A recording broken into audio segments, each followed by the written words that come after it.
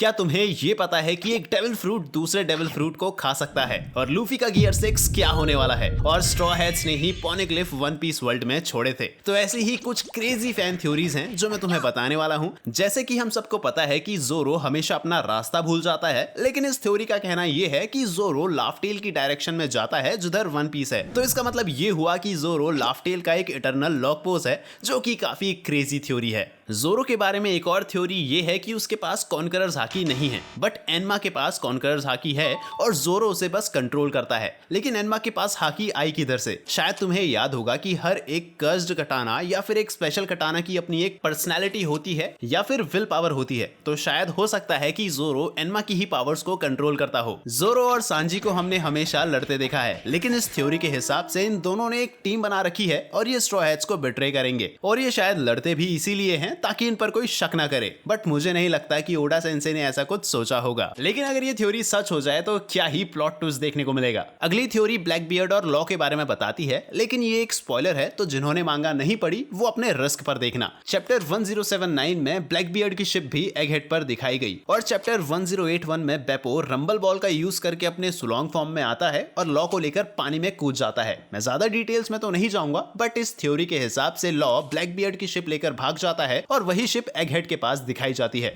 One piece को शुरू हुए 2 डेकेड से भी ज्यादा हो गए हैं और हमें जरा सा भी आइडिया नहीं है कि वन पीस आखिर है क्या। लेकिन इस थ्योरी का कहना है कि वन पीस चांद पर है, जहां हमारे स्काइपिया के विलन एनएल भाई ऑलरेडी पहुंच चुके हैं। एक कवर पेज में इसकी कंफर्मेशन मिलती है और दूसरे कवर पेज में यह दिखाया जाता है कि एनएल को चांद पर सिविलाइजेशन भी मिल गई है। बट ये थ्योरी सच भी हो सकती है, क्योंकि अगर वन पीस सच में अर्थ पर है तो अभी तक पिछले 800 सालों में कोई उसे ढूंढ क्यों नहीं पाया? ये तो शायद अब ओडा सेंसे ही बता पाएंगे। हमें ये तो पता चल गया है कि ब्लैक बियर्ड एक से ज्यादा डेविल फ्रूट की पावर्स को होल्ड कर सकता है। तो ये थ्योरी कहती है कि ब्लैक बियर्ड ने सबसे पहले एक मिथिकल जोन फ्रूट खाया, जो कि चाइनीज माइथोलॉजी के एक क्रिएचर बाइजे के ऊपर है और जापान में इस क्रिएचर को हाकू टाकू कहते हैं। इस क्रिएचर की बॉडी पर 3 चेहरे हैं और 3 सोल्स हैं। तो इस हिसाब से ब्लैक बियर्ड के पास भी 3 सोल्स हैं। तो ब्लैक बियर्ड ने इजीली 2 डेविल फ्रूट्स कंज्यूम कर लिए हैं और वो अभी एक और डेविल फ्रूट खा सकता है। चैप्टर 1084 में हमें पता चला कि अलाबास्ता की फर्स्ट क्वीन लिली ने ही वन पीस वर्ल्ड में पॉनेग्लिफ्स डिस्ट्रीब्यूट किए थे।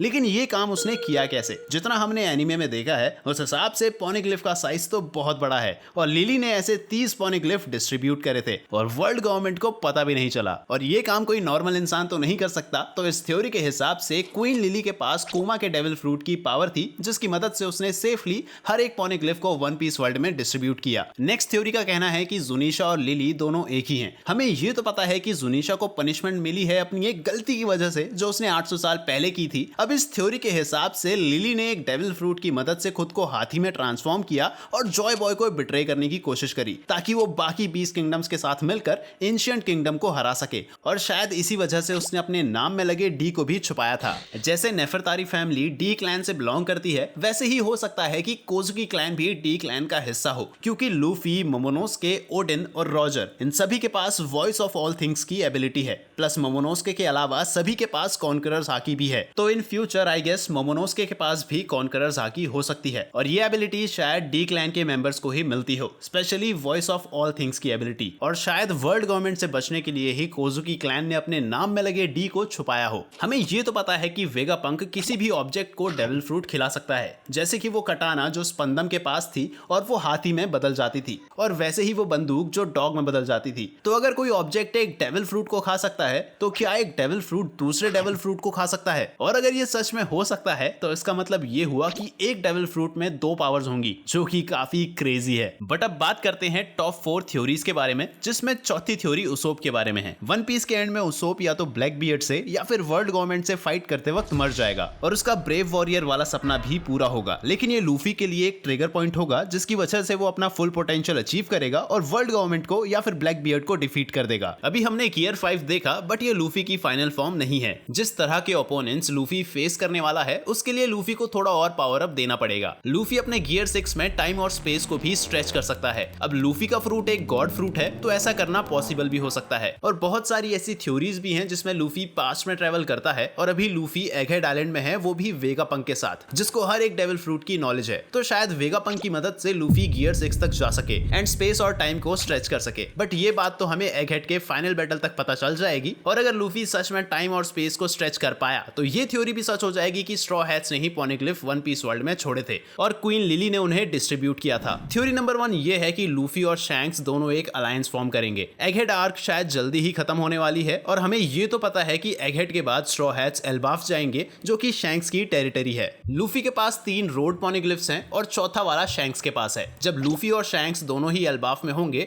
तो ब्लैक बियर्ड उन पर अटैक करेगा ताकि उसे चारों पॉनिग्लिफ मिल जाएं। और गियर 5 लूफी शायद अभी ब्लैक बियर्ड को डिफीट तो नहीं कर पाएगा, तो उस टाइम शैंक्स और लूफी एक अलायंस फॉर्म करेंगे ताकि वो ब्लैक बियर्ड को हरा सके। लेकिन ये पॉसिबल नहीं है कि ब्लैक बियर्ड की डिफीट वन पीस में इतनी जल्दी दिखा दी जाए, क्योंकि फाइनल वॉर में भी ब्लैक बियर्ड की फाइट होगी। तो हो सकता है कि ब्लैक बियर्ड किसी तरह से पॉनिग्लिफ्स लेकर भाग जाएगा, क्योंकि ब्लैक बियर्ड को हारने और जीतने से बिल्कुल फर्क नहीं पड़ता, उसे बस अपना काम निकलवाना है। तो ये थी कुछ थ्योरीज जो मुझे लगा तुम्हें भी पता होनी चाहिए। और अब तुम्हें क्या लगता है मुझे बताना। And be my nakama by subscribing to the channel and I will see you in the next one.